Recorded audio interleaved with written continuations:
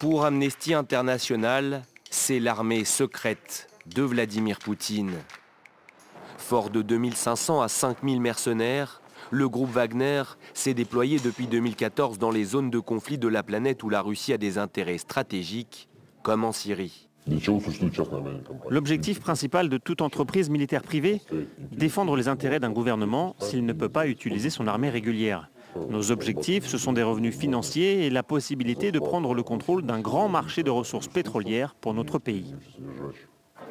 Soutien aux séparatistes pro-russes dans le Donbass, reconquête du territoire perdu par Bachar el-Assad en Syrie, livraison d'armes et combat avec l'armée du maréchal Haftar en Libye, sécurité du président Maduro au Venezuela, formation de la garde présidentielle et de l'armée en Centrafrique, ou encore répression des manifestations anti-El-Béchir au Soudan.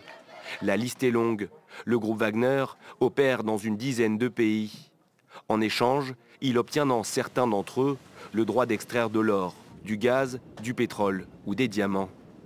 Une armée privée de mercenaires, russes mais aussi étrangers, désormais dans le viseur de l'ONU et de plusieurs ONG, Amnesty International en tête, qui l'accusent de torture, d'exécution et de viol sur des civils. Des organisations préoccupées aussi par l'assassinat en 2018 en Centrafrique de 3 journalistes russes ayant cherché à enquêter sur les activités de cette société opaque.